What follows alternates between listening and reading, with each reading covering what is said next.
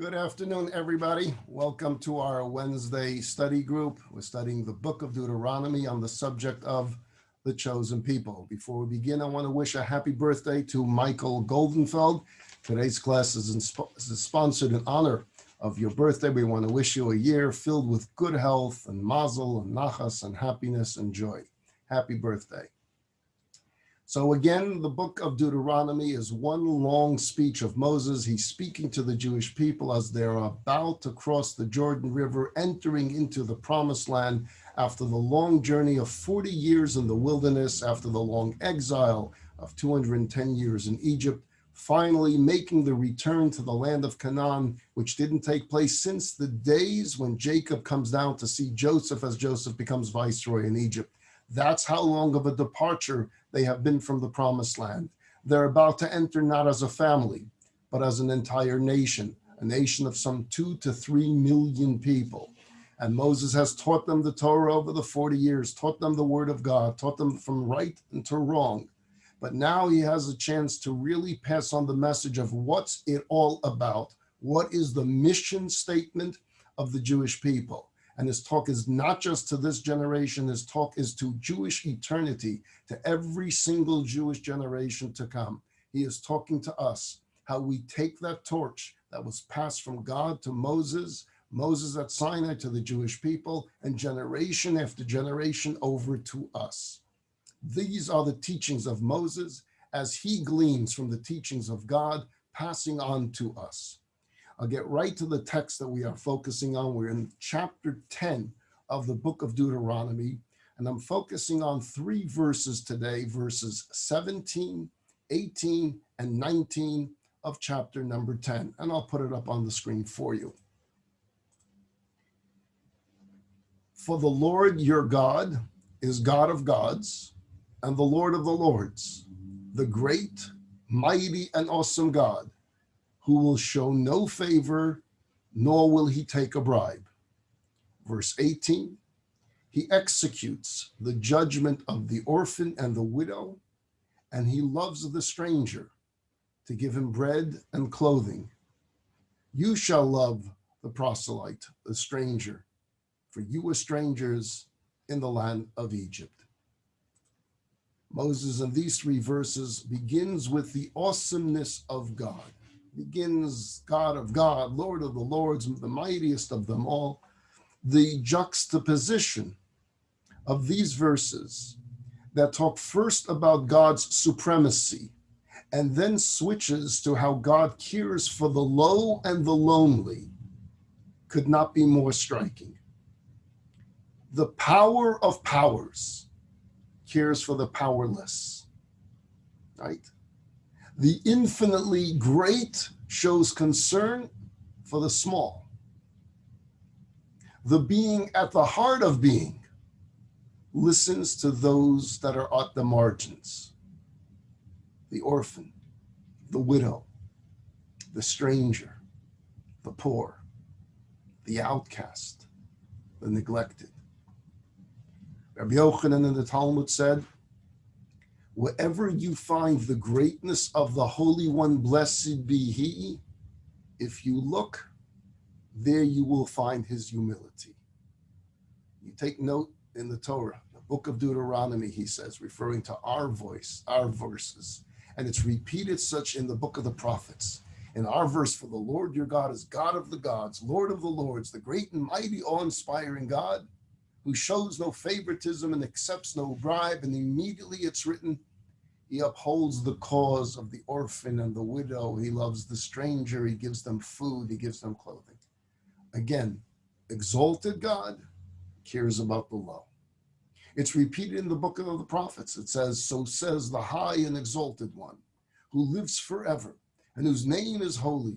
I live in a high and holy place, but I also live with the contrite and lowly in spirit, to revive the spirit of the lowly and to revive the heart of the contrite. And the 3rd time it's found again in the book of the prophets. Sing to God, make music for his name, extol him who rides the clouds, God is his name, and exult before him. What does it say right afterwards? Father of the fatherless and judge of the widows is God in his holy habitation. And so once again, this juxtaposition of anytime there is the praise for the loftiness of God, there is also the humility of God, that he pays attention to the small, that the small matter to this great infinite God. I read an article by the great late Rabbi Sachs, and when discussing this verse, he talks about his own personal experiences, that there were 3 moments that stand out that made a deep impression on him. And with your permission, I want to read from his article. He writes, from the time Elaine, who was his wife, and I gave dinner parties for people within. We used to, as he was the chief rabbi of Great Britain, he would throw dinner parties. And they would have at these dinner parties those within and also outside the Jewish community. Usually, at the end, the guests thanked the hosts. But once, he said, and only once, did that guest not only thank us, but also ask to be allowed to go into the kitchen to thank those who made and served the meal. It was this act of sensitivity. No less interesting was who it was and who did this. It was John Major, who was then the Prime Minister of Britain. Greatness is humility. Everyone says thank you to the host, but he said, with your permission, can I enter the kitchen? And he went to thank every staff person there. A second impression he had, the oldest synagogue in Britain, in Bevis Marks, is in the heart of the city of London, was built in 1701. It was the first purpose-built synagogue in London. It was created by the Spanish and Portuguese Jews who were the first to return to England after Oliver Cromwell gave permission in 1656 for Jews to return after their expulsion by Edward I in 1290. And that's when the synagogue was built. It was modeled after the great synagogue in Amsterdam, and it stayed almost unchanged ever since. Only the addition of electric lights, of electricity, marked the passing of time. Other than that, they kept it exactly the way it was built in 1656. And even so, on special occasions, services are done, they shut the lights, they put the candles out, so it feels exactly as the way it was when they first opened that synagogue. For this very special tercentenary service in 2001, Prince Charles came to the synagogue. Prince Charles was very much in the news after the passing of his father, Prince Philip. So in 2001, he attends a ceremony at the synagogue. And there he met members of the community as well as leaders of the Anglo Jewry. But what was impressive is that he spent as much time talking to the young men and women who were on security duty as he did to the great and the good of British Jewry. So anyone who was someone in the British Jewry was there. And Charles said hello to everyone. But he made his business to go over to everyone that was dealing with the security. See, for security reasons, people volunteered to stand guard at communal events.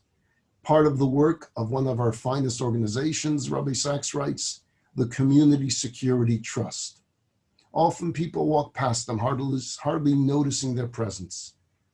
But Prince Charles noticed them and made them feel as important as anyone else on that glittering occasion. And a third story, and follow the story. Sarah Levine, he writes, which is not her real name, he says, died tragically young. She and her husband had been blessed by God with great success. They were wealthy, but they didn't spend their money on themselves. Instead, they gave charity on a massive scale within and beyond the Jewish community. They gave it in Britain, they gave it in Israel, they gave elsewhere. They were among the greatest philanthropists of our time. When Sarah died, among those who felt most bereaved were the waiters and waitresses of well-known hotels throughout Israel, hotels where they often stayed. It transpired that she made it her business in any hotel that she stayed to get to know the waiters and the waitresses personally, where they came from, what their family situation was, the difficulties they were going through, the problems they were facing. She remembered not only their names, but she remembered the names of their spouses. She knew the names of every waiter and waitress's children. And whenever any of them needed help, she made sure it came quietly.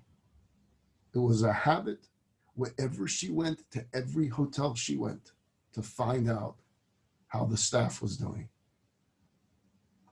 After her death, Rabbi Sachs writes, I discovered how she and her husband came to be married. He was older than she was. He was actually a friend of her parents. She had some weeks free in the summer before the start of the academic year, and Mr. Levine, again not his real name, gave her a holiday job. One evening after work, they were about to join her parents for a meal. In the street, they passed a beggar. Mr. Levine, immediately seeing an opportunity for a mitzvah, reached into his pocket and gave the man a coin. As they're walking on, Sarah asks him, could you give me a loan of some money, a large sum?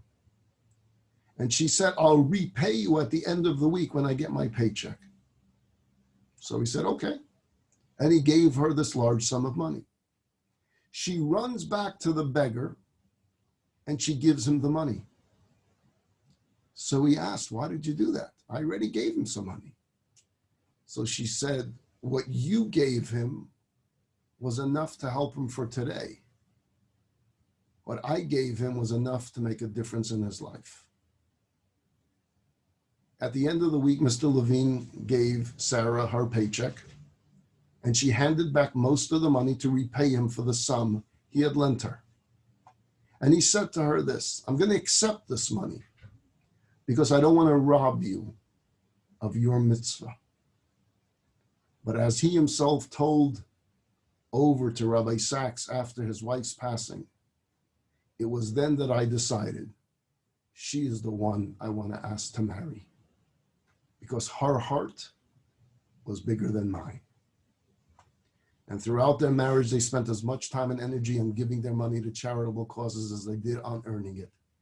And they were responsible for many of the most outstanding educational and medical and environmental projects of our time, Rabbi Sachs writes.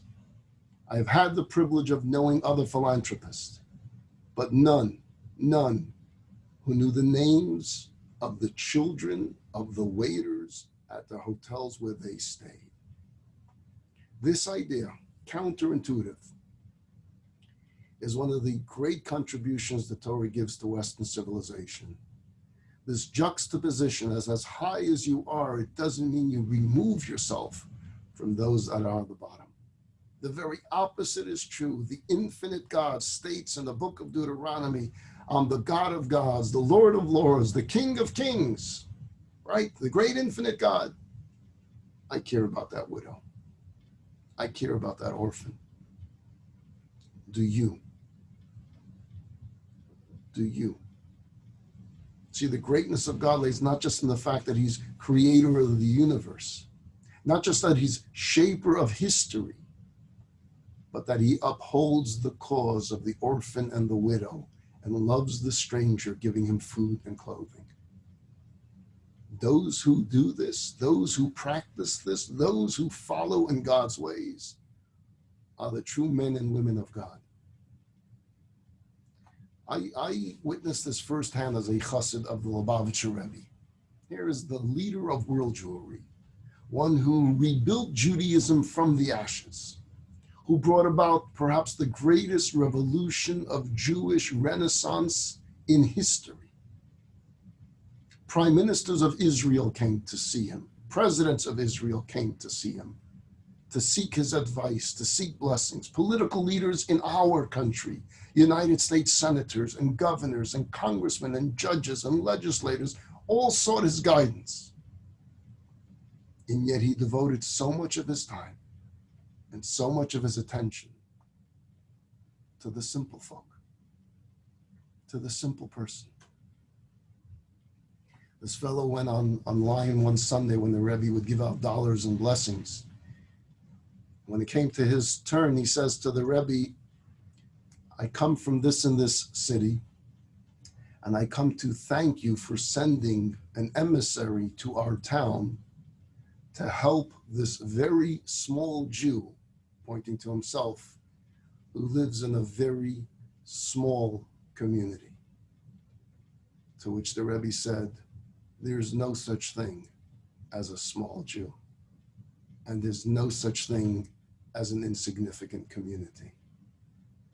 To the Rebbe, everyone was vital. Everyone was someone that he cared for.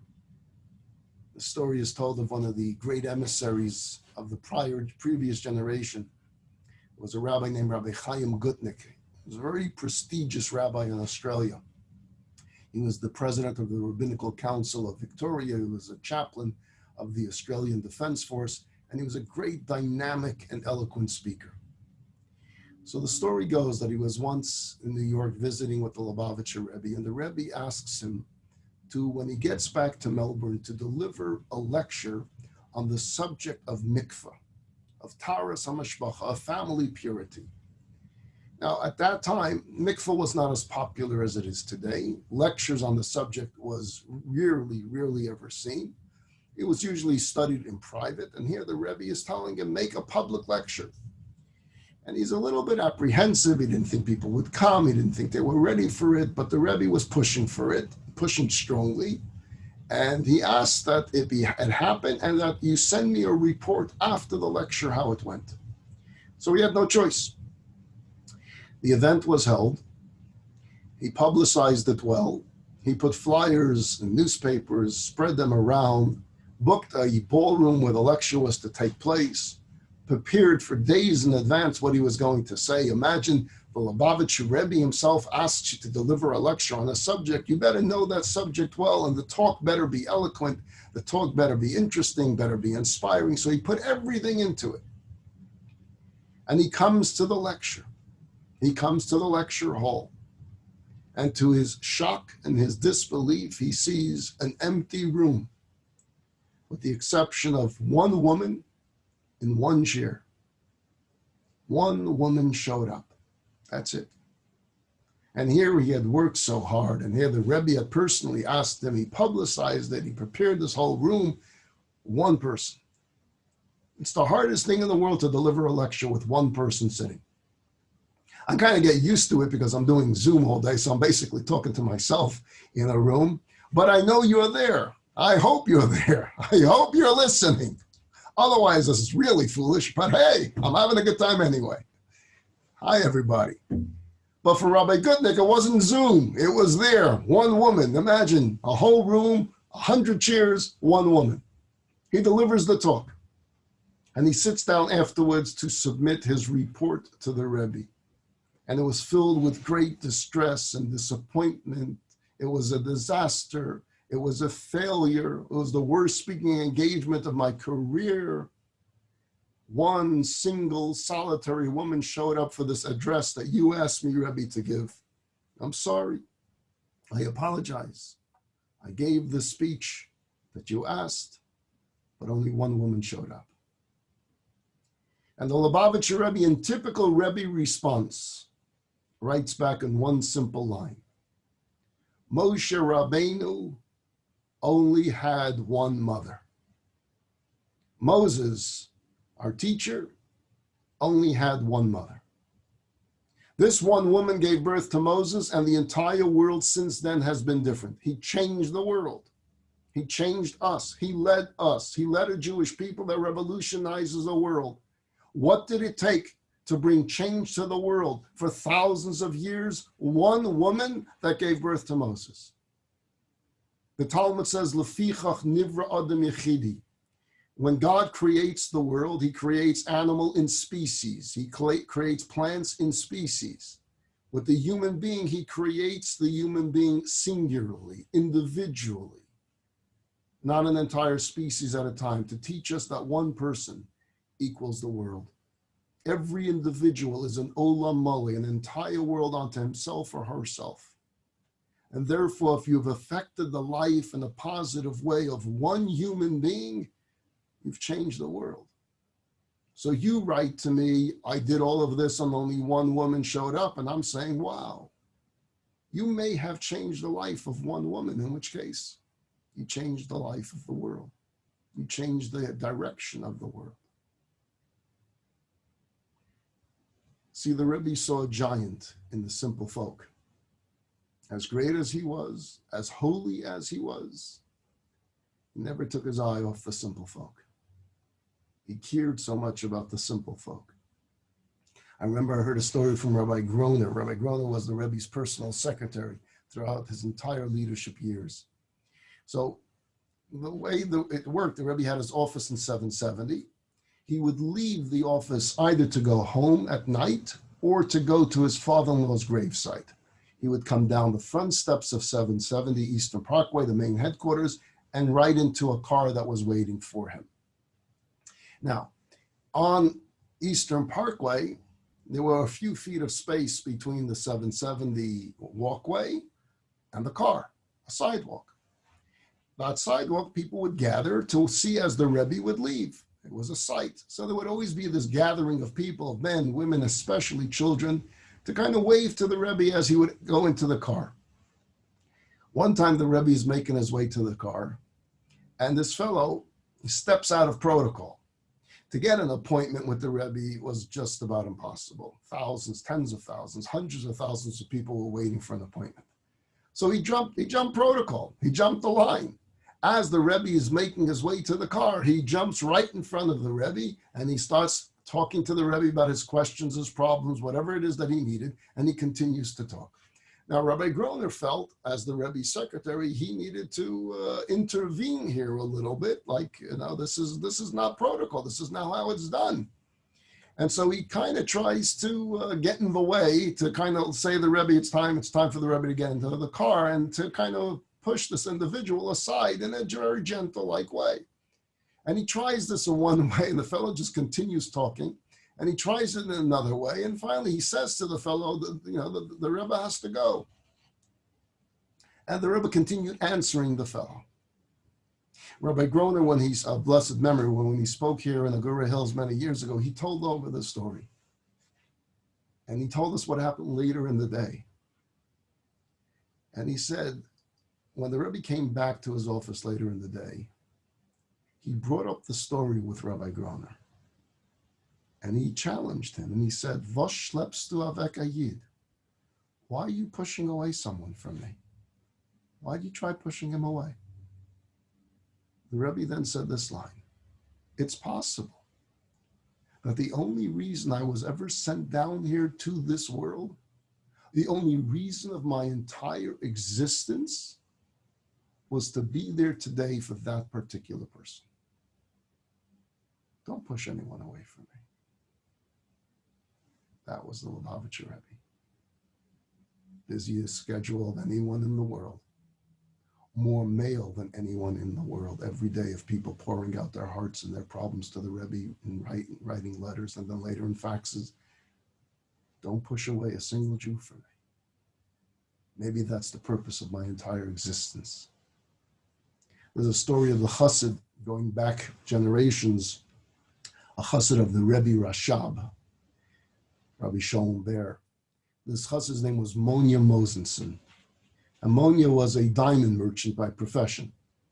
And once when he was having an audience with his Rebbe, with the Rebbe Rashab, he raised an issue with the Rebbe and he said, amongst us Hasidim, we've been talking that with all due respect, you spend so much time with the simple folk, with these unlearned commoners. They're nice people, but they're really not worthy of your time and attention.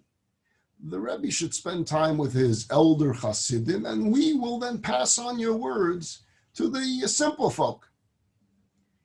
The Rebbe thought for a moment and turned to Monya, and he said, Monya, tell me something. Do you have any schara with you today? Schara means merchandise. You got any of your merchandise with you today? Are you carrying any diamonds with you? So Monya says, yeah, I am. He said, can I see? Can I zen? He opens his pouch, he spreads some of his gems on the table, and the Rebbe is looking at the gems and he picks up one and he says, this one is the beautiful, most beautiful from all of them. This is perfection.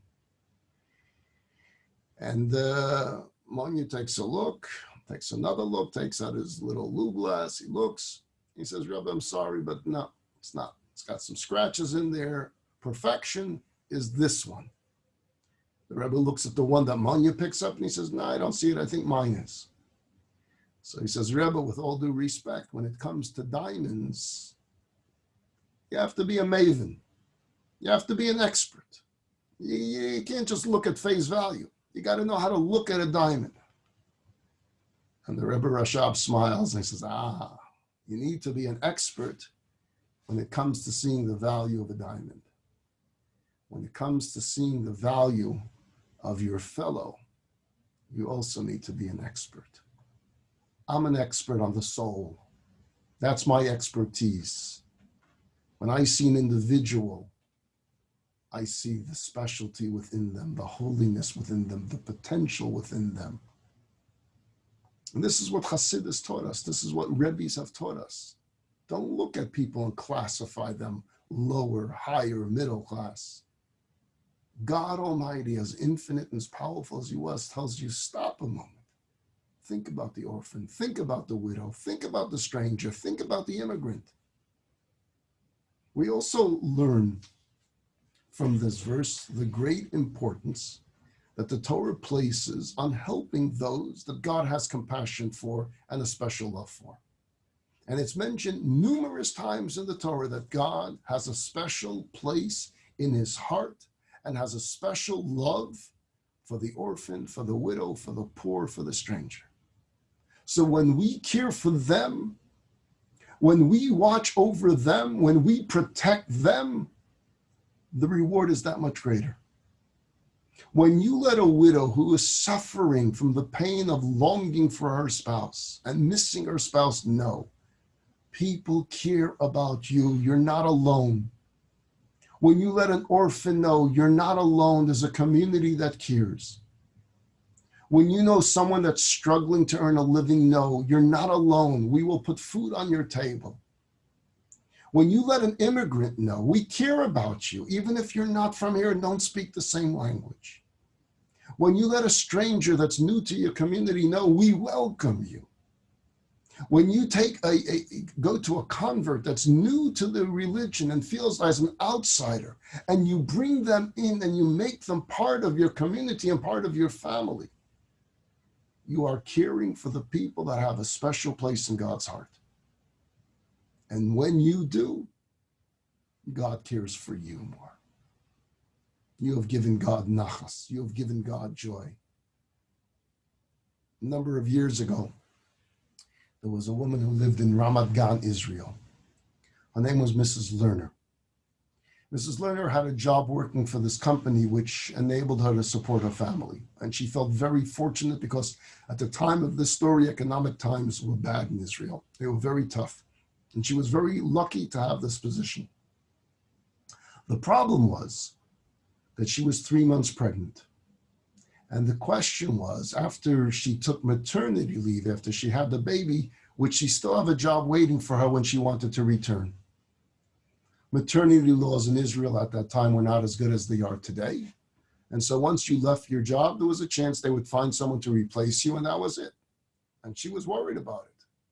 Because to make matters worse, her husband had been out of work for 6 months. And to make matters even worse, her brother, who was living with them, was also unemployed. So at the time, she was the sole breadwinner, the sole supporter of her entire family. Her husband wasn't bringing in an income. Her brother wasn't bringing in an income. And she had children and a new baby soon to feed. And so it was causing her tremendous anxiety. What if I don't have my job after this baby is born? One afternoon, the owner of this company, we'll call him Mr. Fisher, came by the workplace.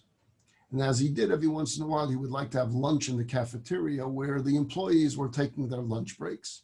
And there it was rather informal, and he would enter into regular conversation so he would get to know the people that worked for him. Mrs. Lerner is thinking, this is perhaps the best time. Rather than formal in the office, it's informal, it's friendly, it's over a tuna fish sandwich. Maybe this would be the time to broach the subject. She was very nervous, and she explains her situation. And Mr. Fisher said, we'll talk about it another time. You'll come by my office and we'll talk about it, but not now. And you can imagine how she felt, thinking this was the golden moment. She poured out her heart. I'm having a child. I want to know if I'll have my job. We'll talk about it another time. After that conversation, other people came to the table, the subject changed, and the people around the table started talking about their past histories, where they were born, the families they were from, their places of birth. So it came Mrs. Lerner's turn to tell where she came from. She obviously spoke perfect English, so she came from the United States. So she said she actually was from Brooklyn. She was from the East Flatbush section of Brooklyn. Mr. Fisher said, really? I never knew you were from East Flatbush. Where in East Flatbush were you from? He starts asking him questions. Where did your family live? What street did your family live? What is your mother's maiden name? What was your grandfather's name? What did he do for a living? Do you know which shul your grandfather went to? Is your grandfather still alive? Mrs. Lerner is a bit surprised by this whole questionnaire of questions about a simple question of where you're originally from. At some point, Mr. Fisher gets up from the table and he leaves the room. And a little while later, he comes back to the room and his eyes are red. He'd obviously been crying. And after he composed himself, he says to Mrs. Lerner, I want to tell you a story. Many years ago, there were two electricians who lived in the same neighborhood in East Flatbush. One of these electricians was a union member and worked for a large company, was very successful. The other was a non-union man, and he always struggled to make a living. He basically scrapped it together by searching for small jobs here, a small job there, throughout the neighborhood. These two electricians prayed in the same shul, and they became friendly. They occasionally walked home from the synagogue together, although their families didn't know of each other. One day, tragedy struck. The poor non-union electrician suffered a massive heart attack, and within days, he passed away. The other electrician came to the house for Shiva to pay condolences to the mourners, and he couldn't help but notice the impoverished state of the widow and her 6 children. He asked the woman if she had enough food, and being a proud woman, she said she did. But he was a bit nosy, and he walked into the kitchen, and he opened the refrigerator, and it was just about empty. And he opened the cupboards. Again, it was empty. An orphan, 6 children, dealing with the loss of their father and their husband. That afternoon, this electrician went to the grocery store. He bought enough food to fill the refrigerator top to bottom, fill the freezer, fill the cupboards. And he did so every day of Shiva. He would bring breakfast, lunch, and dinner for this family. And he didn't stop when Shiva is over, when most communities do. He continued this practice for weeks thereafter. The widow begged him to stop, but he wouldn't. He would just continue to come with shopping bags filled with food to make sure this widow and her children had what to eat. A couple of months after the tragedy, this widow called this electrician and said, listen, I have a basement filled with electrical tools and supplies of my late husband, and I have no use for it. You're welcome to it. You're so kind to our family. It's all yours. Come and take whatever it is that you see that you need. You're an electrician too. You would know what this stuff is and what you can do with it. The next day, this electrician came, spent hours and hours in the basement going through everything that's there, organized everything. He did it so the next day and the next day for 3 weeks. Every evening, he stopped at this basement and he organized all the stuff. And then he placed an advertisement for all electricians and carpenters he knew in the city. And he notified them that there's going to be a special sale on supplies that he is going to be holding over the next few days. The contractors came running to the basement. He made deals with all of them. And over a period of time, he sold $10,000 worth of these supplies, which he gave over to the widow and her family. This is a story Mr. Fisher is telling in a cafeteria. The workers are sitting there trying to figure out why is he telling them this story about two electricians in East Flatbush, New York. He turns to Mrs. Lerner and he says, I want you to know that this union electrician who organized that sale, who brought food every single day to this widow and her children, was your grandfather, Mr. Tzvi Ackerman. And I want you to know that I was one of the 6 orphans who watched him do it. It was my father who died at such a young age. And my brothers and my sisters and I, we were just kids then. But none of us have ever forgotten what your grandfather did for our mother and for all of us during those sad and painful days. Mrs. Lerner, make no mistake about it, you will always have a job with this company. And tomorrow morning, please have your husband and your brother come to my office because I have jobs for them as well. That night, a tearful Mrs. Lerner went home and wrote a letter to her grandfather. All it said was, thank you, Zaidi. I'm so proud to be your granddaughter. King Solomon writes, cast your bread upon the waters, for after many days you will find it. Good deeds have a way of coming back to you at one time or another, in one form or another. The good you've done for someone else will always be there for you and for your children and for your grandchildren. That's the nature of goodness, especially when that help and that kindness is for those that are unfortunate. When we care for God's people, when we care for those that God cares for, when we care for those that are unfortunate, that are struggling, that are broken, that are having a difficult emotional time, and we lift their spirits even in the smallest of ways, God smiles, God appreciates, and God pays back. We create the environment we live in. If we're there for others, others will be there for us. As the Baal Shem Tov once said, the größte Sache in der Welt, the greatest thing in the world, is tun jenem tova, is to do a favor for another person, is to help another person.